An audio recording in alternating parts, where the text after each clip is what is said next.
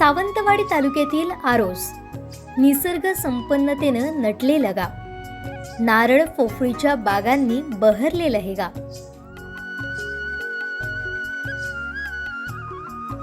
सावंतवाडीतून साधारण 18 किलोमीटर अंतरावर हे गाव वसलंय. या गावाचं ग्रामदैवत श्रीदेवी माऊली. नवसाला पावणारी देवी म्हणून या देवीची ख्याती आहे. नागमोडी वळण घेत तुम्ही या गावात पोहोचता. इथं पोहोचल्यावर ही कमान तुमचं स्वागत करते.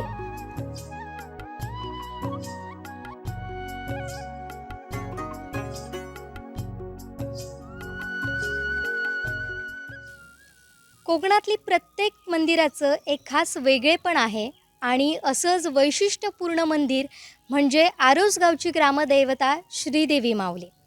नवसाला पावणारी देवी म्हणून हिची जगभरात ख्याती आहे आणि त्याचबरोबर हे देवस्थान 12 पंचायतांमध्ये त्याचा समावेश होतो.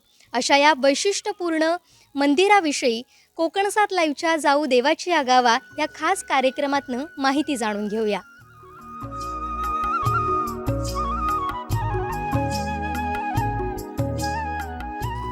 देवीचं हे सुंदर विलोभनीय रूप आपलं मन प्रसन्न करतं आहे आणि आता या श्रीदेवी माऊलीविषयी अधिक माहिती जाणून घेऊयात. या देवस्थानचे गावकरी अजित परब आपल्यासोबत आहेत. त्यांच्याकडून काका काय सांगाल, श्रीदेवी माऊली ही नवसाला पावणारी देवी म्हणून ओळखली जाते, तर कशा पद्धतीची तिची आख्यायिका आहे आणि हा नवसपेढ नेमका कसा केला जातो? हा नवसपेढ इथे माऊलीची खणा नारळाने किंवा साडी घालून ओटी भरली जाते.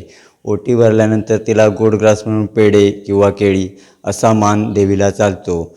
देवी ही नवसाला पावणारी देवी आहे आणि हे पुरातन कालापासूनचे देवस्थान आहे आणि तिची ख्यातिकीर्ती माऊलीची, तिले नवसाला पावणारी माहेर वासिणी, तिला ओटी, तिची कायम ओटी भरतात. प्रत्येक वर्षी जत्रोत्सवाला येऊन तिची ओटी भरणे हे माहेर वासिणींचं तिच्या काम आहे. या देवीची कशी कृपादृष्टी या गावावर असते याविषयी काय सांगाल?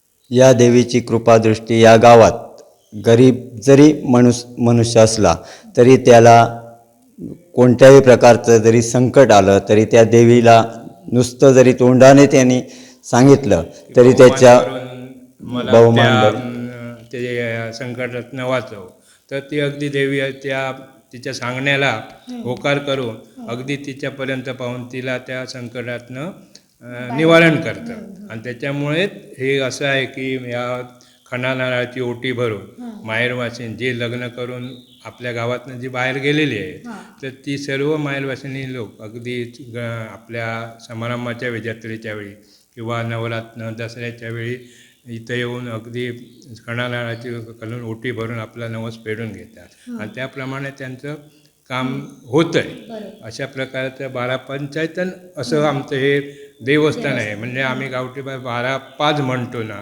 त्याप्रमाणे आहे. म्हणून इथं ही सगळं पाषाणं, तसंच गणपती, बाजूला रवळनाथ मंदिर आमचं जॉईंट असल्यामुळे तिकडे गिरोबा मंदिर आहे, पण त्याच्या उत्सव मूर्ती या ठिकाणी आहे. मग जो हा परिसर आहे तो 12 पंचायतनामध्ये हे आमचं देवस्थान मोडत असतं. असं काका, ही आता पाषाणं आम्ही बघतो इथे सगळी, त्याविषयी काही माहिती देऊ शकता का तुम्ही?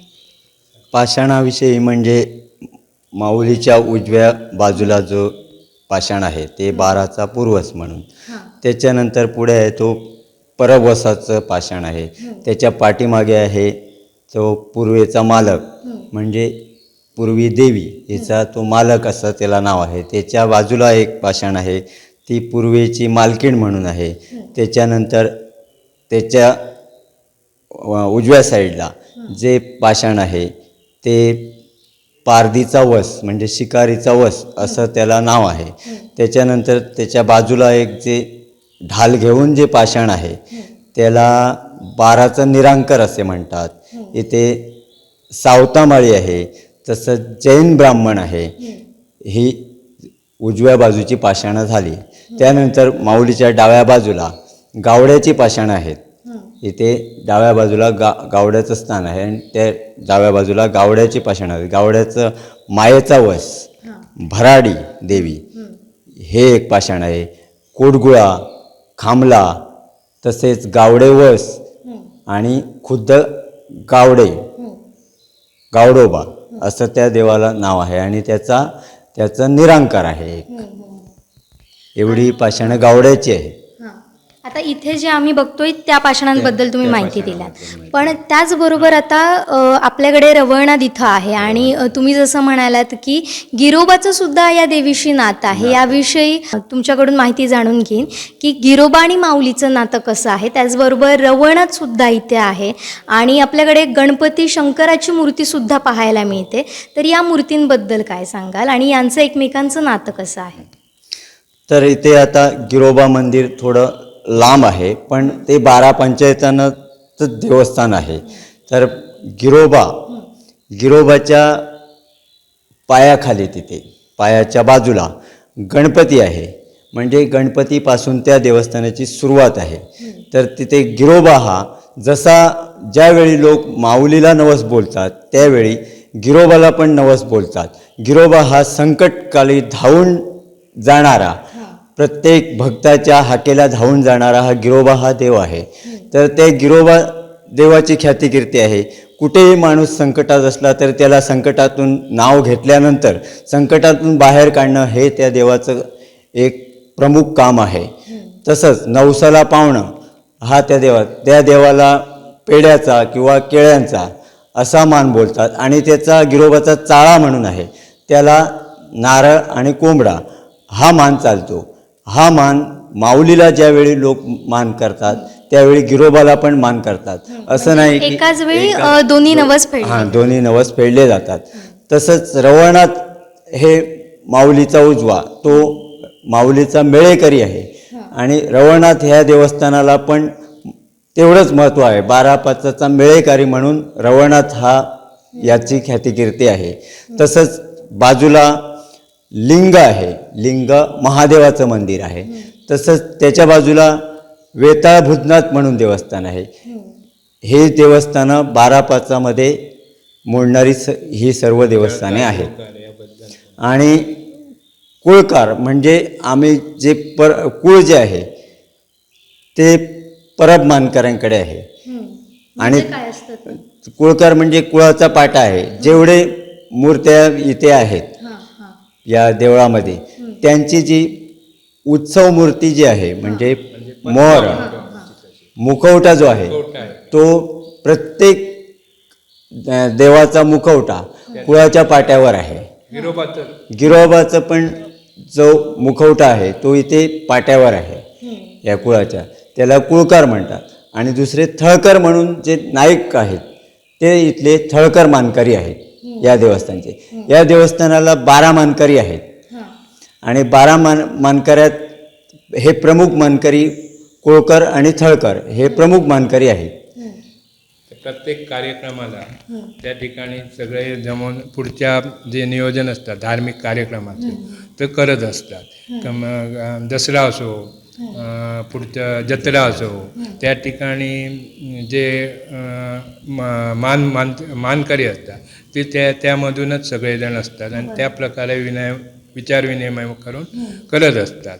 असं त्याच्यामुळे ते 12 पाच असल्यामुळे ही 12 पाचाची ती घडी आहे ती ह्या एकत्र असल्यामुळे हे असं तुम्हाला वाटतंय की माऊली गिरोबा, पण हे सगळं एकच असं आहे की ज्यावेळी आम्ही माऊलीला म्हणतो आणि म्हटलं तसं की नवस केल्यानंतर ती नवसाला, तसं गिरोबासुद्धा असं जरी साली ठेच लागली ना तरी आम्ही प्रत्येक जण म्हणजे गावातील की ठेच लागल्यानंतर गिरोबा पाव असंच आपलं म्हणणं असतं.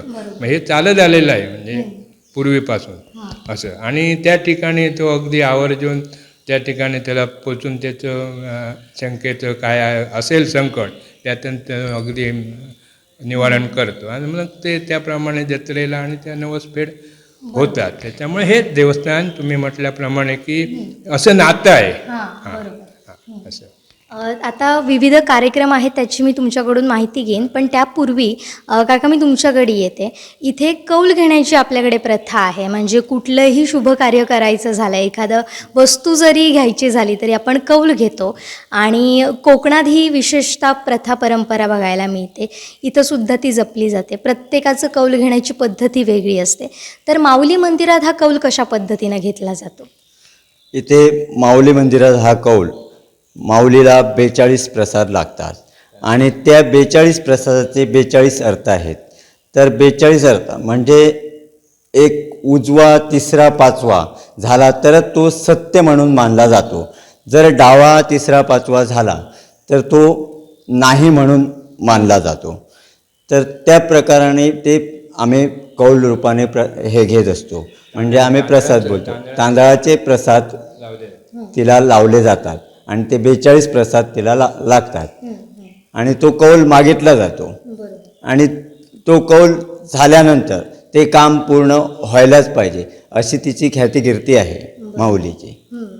तिसरा आणि पाचवा प्रसाद झाला तर मग मानकरी सांगतात की हे तुझं काम अगदी 101% झालं. आणि त्याप्रमाणे होतं याची सगळ्या प्रचिती प्रत्येक कोण जे इथं भाविक आलेले असतील किंवा गावातलं त्यांना ती मिळालेली आहे. असं मोठ्या मोठ्या आजारातनं पण लोक या प्रसादाच्या याच्यावर चांगली माणसं झालेली आहे असं आमची ख्याती आहे पूर्वीपासूनची, म्हणजे या देवी माऊली गिरोबाची. असं आता काका मी तुमच्याकडे येईन. आता तुम्ही स्वतः या देवस्थान कमिटीचे उपाध्यक्ष आहात. नवरात्रीपासून खरं तर विविध कार्यक्रमांना सुरुवात होते. दसरा या मंदिरात अगदी मोठ्या प्रमाणात साजरा केला जातो आणि त्यानिमित्तानं वेगळ्या प्रथासुद्धा इथं पाहायला मिळतात. तर त्या कोणत्या आहेत आणि कशा पद्धतीनं इथे धार्मिक कार्यक्रम होतात? तर या ठिकाणी सुरुवातीला आपण घटस्थापना होते, दसऱ्याची सुरुवात. त्या दिवशी घटस्थापनेची मानकरी येऊन ती स्थापना करतात भटजीमार्फत. आणि त्यापासून आपल्या सगळे नवरात्र उत्सवाचे ते 10 दिवस आम्हाला मिळतात. त्या ठिकाणी आम्ही या मंडळाची एक सभा किंवा बैठक बसून त्यामध्ये ठरवतो की ह्या कार्यक्रम वाढविण्यासाठी कोणते कोणते कार्यक्रम किंवा त्याच्यामध्ये ॲड करावे लागतात.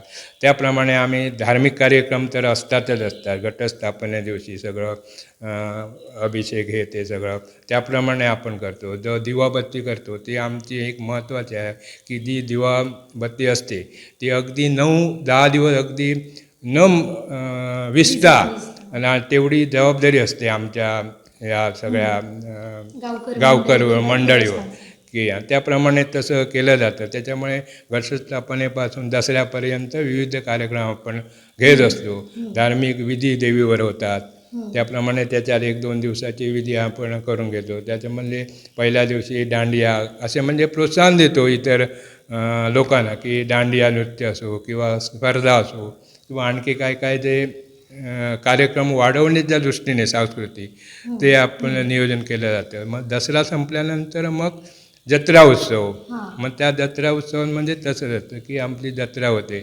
मग अशी चांगली त्याप्रमाणे लोक येतात, नवस पेढ वगैरे असं असतं. जास्त करून इथं जत्रेच्या दिवशी माहेरवासिनी जे म्हणतो आम्ही, प्रत्येक लग्न करून जी मुलगी गेलेली आहे बाहेर ती इथं पोचते.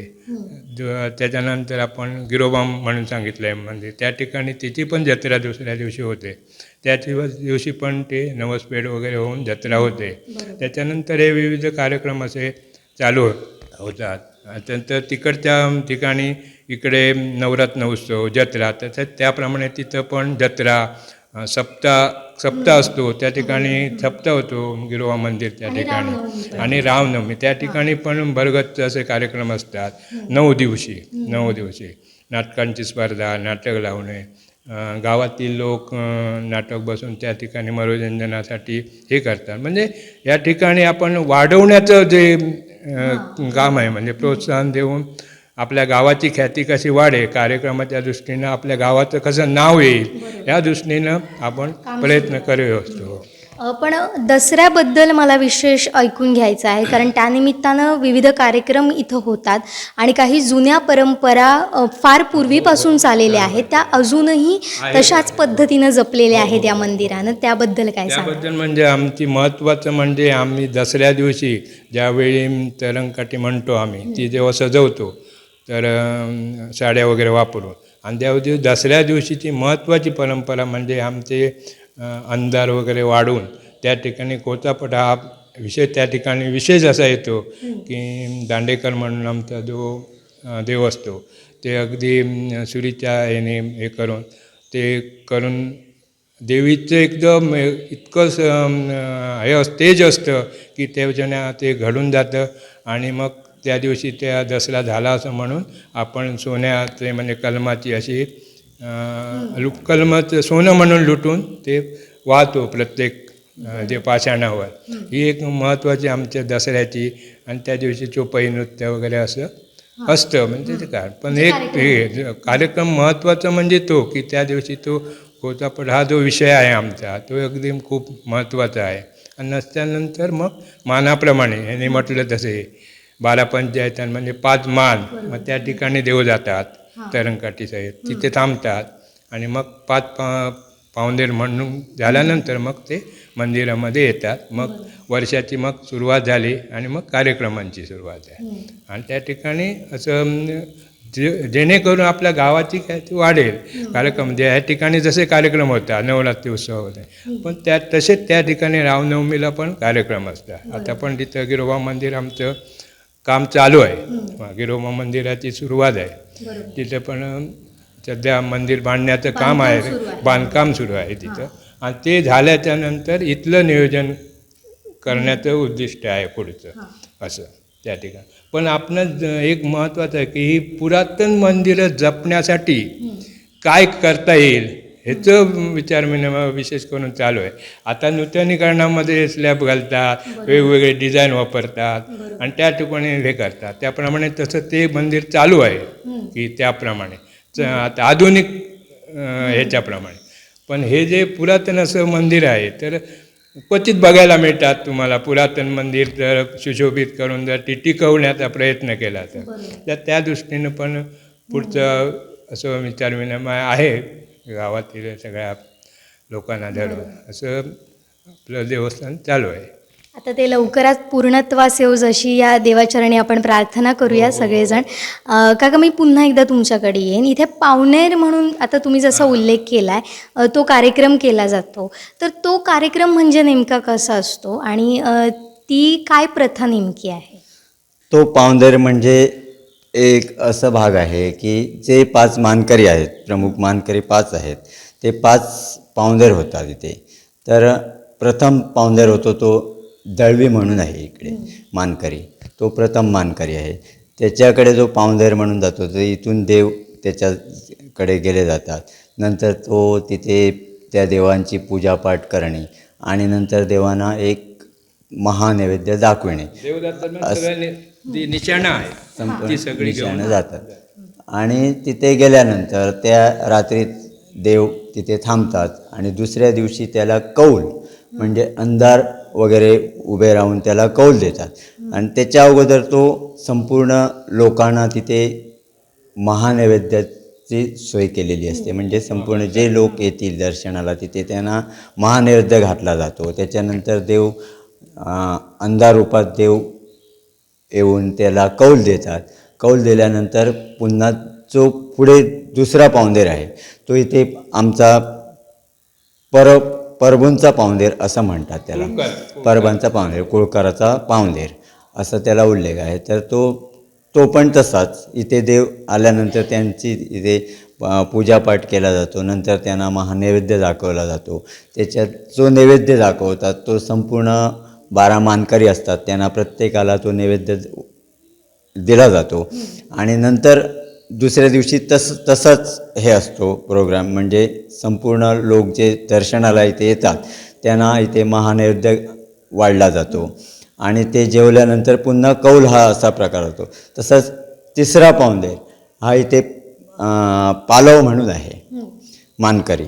तर तो त्याचं इथे घर वगैरे नाही आहे, तो तिकडे गोव्याला राहतो.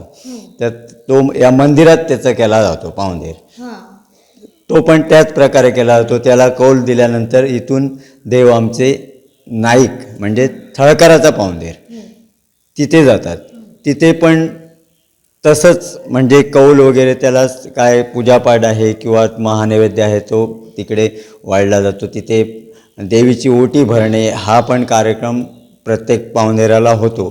तर ते तिथून नंतर कौल दिल्यानंतर इथे 5वा मानकरी म्हणजे रावळ म्हणून आहे.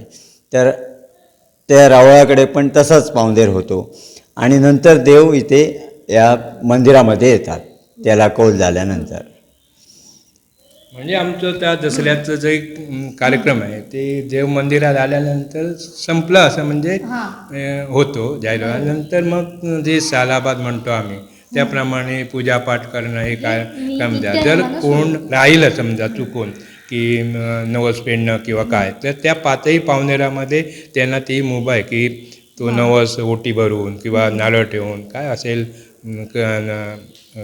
साखर पेढे ठेवून फेडता येतो. म्हणजे हक्काने त्या दिवशी वर्षातनं एकदा त्या लोकांकडे म्हणजे त्या मानकऱ्यांकडे देव जातात, म्हणजे पाहुणचार घेतात. याला खूप तसं महत्त्व आहे. असं तर कसं असतं, आम्ही देवळात आल्यानंतर आमचा एक भाग म्हणजे आम्हाला जोडून आरोस दांडेली भाग आहे. म्हणजे आता त्याचं दांडेली गाव झालं आहे. त्यावेळी दांडेली गाव वाडी होती, एकच होता, विभाजन झाला. ज्यावेळी आपण ही तरंगकाठी हे कार्यक्रम संपवून ज्यावेळी दिवाळीच्या ठिकाणी म्हणजे आपण चावदीत म्हणतो त्या ठिकाणी गिरोबा मंदिरमध्ये जातात. म्हणजे इतकी परंपरा आपण जपतोय की अधिक त्या दिवशी किंवा त्या मोसममध्ये गिरोबाकडे जाणं किंवा त्या 5 पावणेराकडे जाणं हे अगदी नियोजनबद्ध असतं की कधी आम्ही चुकत नाही कोण की त्या ठिकाणी पोहोचतो. म्हणजे दिवाळीसाठी म्हणजे एवढं नातं. परत मी त्या मुद्द्यावर येतो की तुम्ही म्हटलात की माऊलीचं आणि गिरोबाचं एवढं नातं कसं आहे. मग त्याच अवधीच्या दिवशी म्हणजे आपल्या दिवाळीच्या म्हणजे अगदी तरंगकाठी वगैरे आपण घेऊन आम्ही सगळे त्या ठिकाणी गिरोबा मंदिरकडे येतो. मग त्या वाडीतील सर्व लोक तिथं नैवेद्य करून त्याला हे करतात आणि तिथं मग दांडेलीला म्हणजे मूळ आदिस्नान म्हणतो आमच्या या गावाचं. मग त्या ठिकाणी वर्षातनं आम्ही एकदा जातो म्हणजे तरंगकाठी 5 मानकरी हे सगळं घेऊन जातो. मला त्याला खूप असं महत्त्व आहे की वाजत गाजत तिथं जाणं हे. पण त्या गिरोबा मंदिरमध्ये ठरवतो की कधी जायचं काय करायचं आणि त्याप्रमाणे तिथं ते पावणेर म्हणून परत होतो.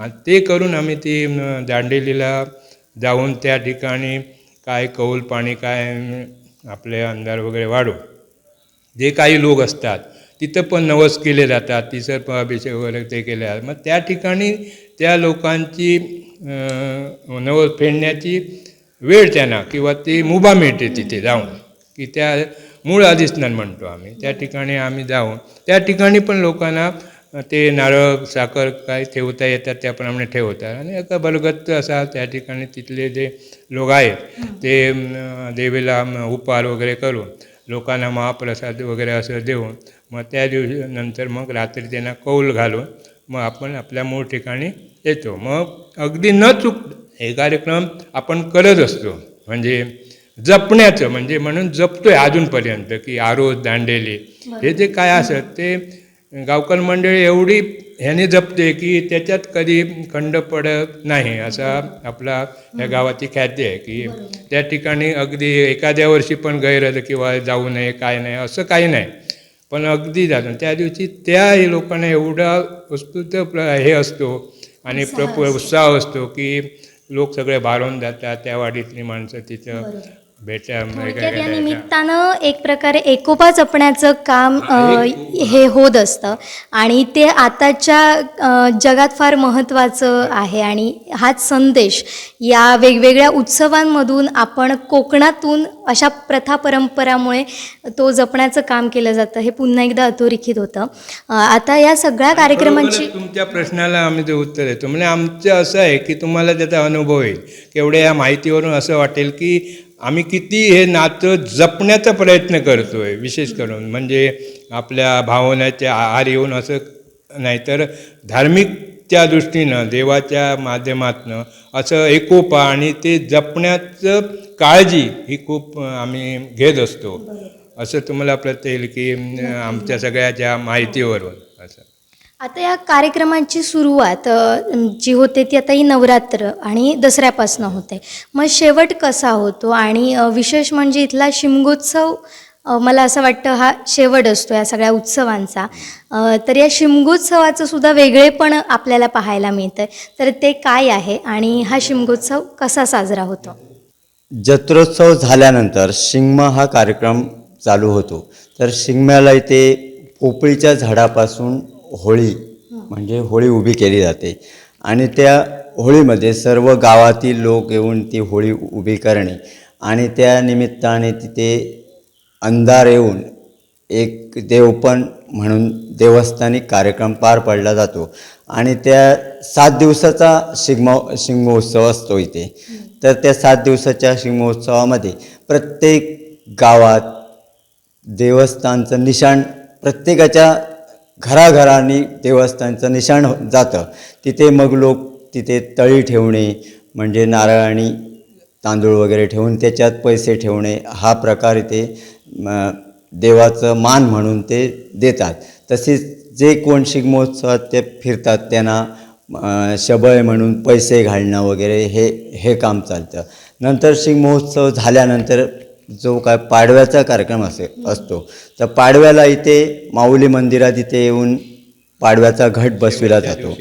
घट बसविला जातो आणि इथे घट बसल्यानंतर इथून खाली पुन्हा गिरोबा मंदिरात घट बसविला जातो आणि घट बसविल्यानंतर तिथे 9 दिवसाचा हे पाडव्याचा जो उत्सव आहे तो चालला जातो आणि 9व्या दिवशी रामनवमी हा उत्सव तिथे पार पडला जातो आणि ते जे 9 दिवस आहेत त्याच्यात गिरोबा मंदिरमध्ये नवरात्री जागर केला जातो. तिथे कीर्तन असतात, तसेच दशावतारी नाटकं ठेवली जातात आणि नाट्य महोत्सव म्हणून तिथे ठेवला जातो. तसेच गावातील दोन वाडीतील नाटकं असतात गावात बसविलेली, अशी तिथे पाडव्याला पार पडतात. तसा इथला जो शिमगोत्सव आहे तो शिमगोत्सव 8व्या दिवशी कळस म्हणजे देवाचं जे निशाण आहे तो कळस फिरला जातो आणि तो कळस संपूर्ण प्रत्येक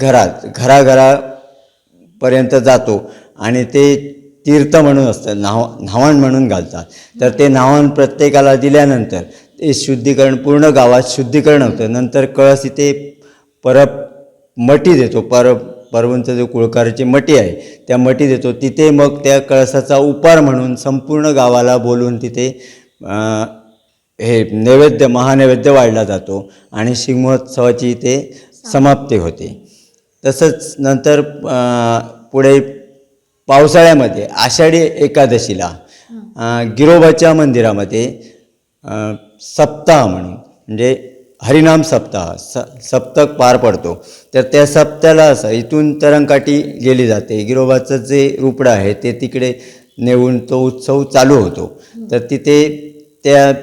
तिथे सप्ताह चालू झाल्यानंतर सप्ताह एकादशीला बसतो आणि द्वादशीला त्याची सांगता केली जाते. म्हणजे दिंडी वगैरे काढून तिकडे देव आंघोळीला जातात. नंतर तिथे सप्त्याचा उत्सव पार पडतो आणि त्याच्यानंतर इथे ही जी देवस्थानची समाप्ती आहे तिथे श्रावण लागायच्या अगोदर अमावास्येच्या अगोदर श्रावणी अमावास्येच्या अगोदर इथे कवळस म्हणून कार्यक्रम होतो. तर जी काय देवीची तरंगकाठी राठी आहे ती बाहेर काढून तिथे अंधार उभे राहतात आणि ते अंधार नंतर तरंगकाठी तिथे काढल्यानंतर तिथे संपूर्ण देवस्थानची जी काय स्थानं आहेत 12 स्थानं आहेत त्यांना कौल घातला जातो. कौल घातल्यानंतर ती तरंगकाठी जी काय साडी लुगडी नेसवलेली असतात त्या तरंगकाठीला ती सोडली जातात आणि त्यांची जी तरंगकाठीची जी रुपडं आहेत ती त्या राऊळांचा जो पाटा आहे त्याच्यावर जातात आणि जो कळस आहे तो कुळाच्या पाट्यावर जातो आणि इथे देवस्थानची म्हणजे समाप्ती होते. त्यानंतर देवस्थानी म्हणजे राठी हा कार्यक्रम चालू नसतो, तो पुन्हा दसऱ्याला चालू होतो. अशा पद्धतीनं अगदी वर्षभर आपल्याला कार्यक्रम होत असताना पाहायला मिळतात. चालू. बरोबर. तुम्ही म्हटल्याप्रमाणे जो एकोपा आहे याच्यावर एक मी सांगतो, एकोपा हा जपण्याचा कार्यक्रम आम्ही करतो. म्हणजे जर तुम्ही म्हटलात की शिगमा उत्सव, होळी, असं नाही की आम्ही आदल्या दिवशी ते नियोजन करतो. पूर्ण गावाला बोलवून या ठिकाणी त्याचं नियोजन होतं की होळीची उद्या होळी काढायची आहे काय, मग त्या गावाला बरोबर घेऊन गावातले ते लयकुकर्ण असतील पण ते मानकारी आम्ही जाऊन ते करतो असं नाही, तर पूर्ण गावाला विश्वासात घेऊन त्या ठिकाणी ठरवून दुसऱ्या दिवशी मग म्हणजे एकोपा कसा जपतोय या गावामध्ये त्याचं बरीचशी उदाहरणं तुम्हाला मिळाली असतील. आणि म्हणूनच कळस म्हणजे जो म्हणजे म्हटलं की आपल्या 8व्या दिवशी कळस फिरतो, म्हणजे तांब्याचा कळस असतो या ठिकाणी तुम्हाला दाखवते तीर्थ, हे प्रत्येक छोट्या मोठ्या घरी जातं.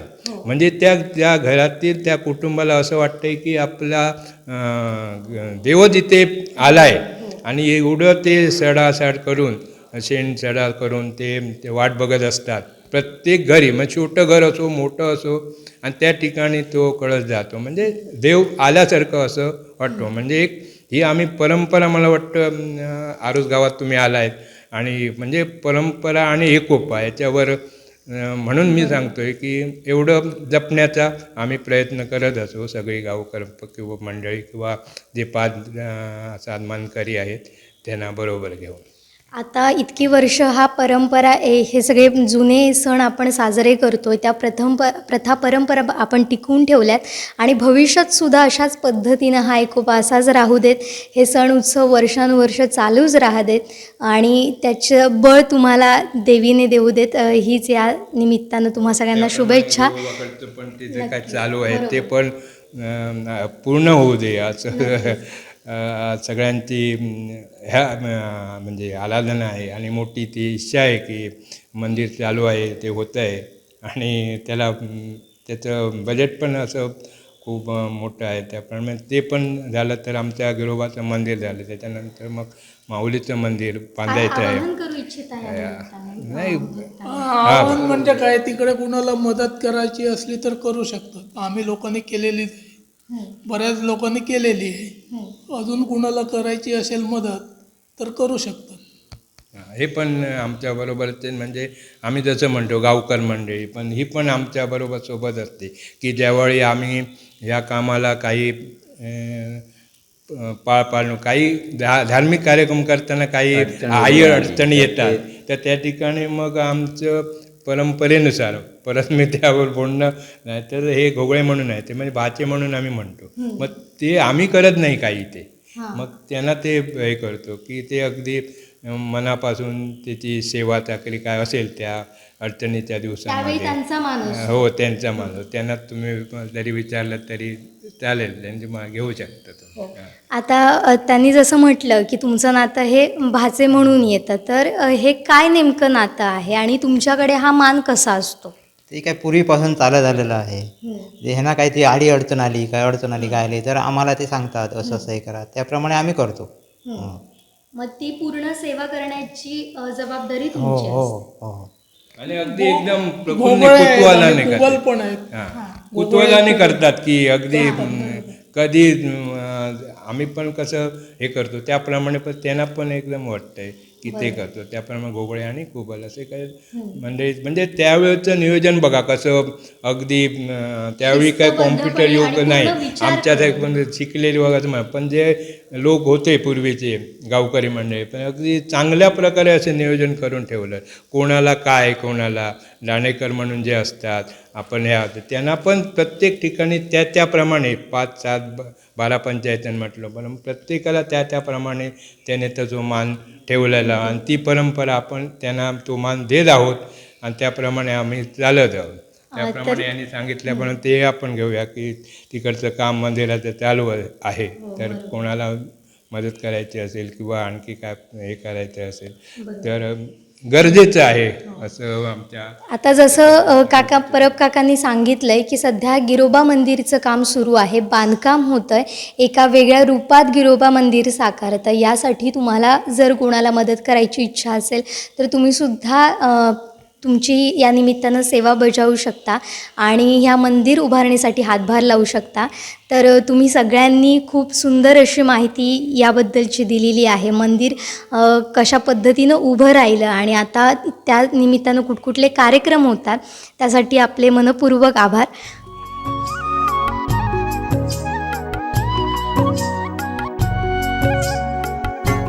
तर हे आहे रवळनाथ मंदिर आणि या रवळनाथाची जत्रासुद्धा मोठ्या प्रमाणात भरली जाते.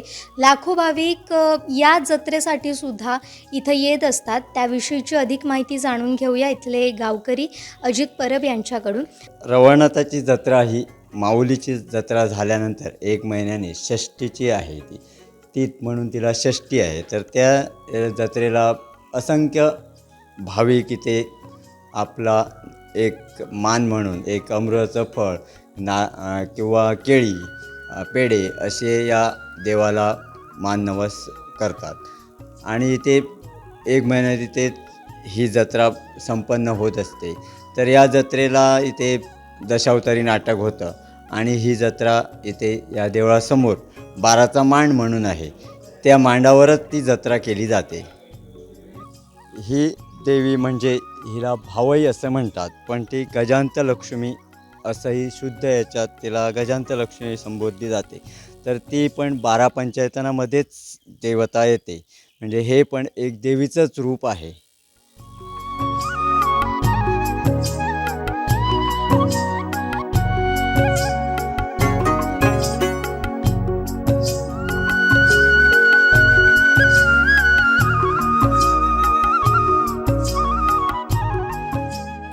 माऊली मंदिरातील दसरा हा मोठा असतो आणि दसऱ्याच्या वेळी शिवलग्न याची परंपरा फार वैशिष्ट्यपूर्ण असते आणि ही जी लग्न लागतात देवांची ती या ठिकाणी लागली जातात. तर त्याबद्दल माहिती घेऊया देवस्थान कमिटीचे उपाध्यक्ष गजानन परब यांच्याकडून. नित्य त्याविषयी सांगितल्याप्रमाणे इथं आमची जेव्हा कोचापोडा विषय तुम्हाला म्हटल्याप्रमाणे अंधार वाढल्यानंतर कोचापोडा विषय झाल्यानंतर त्यावेळी जे अंधार असतात तिथे अंधारासहित चरणकाठी घेऊन या ठिकाणी येऊन म्हणजे अगदी लग्नाच्या ह्याच्याप्रमाणे या ठिकाणी शिवलग्न होतात. त्यामध्ये भटजी वगैरे अगदी म्हणजे ज्याप्रमाणे आम्ही लग्नाचा प्रकार असतो त्याप्रमाणे शिवलग्न होऊन ती विधी त्याप्रमाणे इथे येऊन पार पाडते. आणि मग एक प्रसाद म्हणून इथं जो कुवाळाचं हे करून शेणी करून ती मग दिली जाते. अशी ही एक प्रसाद म्हणून वाटला जातो, अशी एक ही परंपरा आहे. आणि त्याच्यानंतर मग सोनं म्हणून कलमाची फांदी वगैरे हे करतात.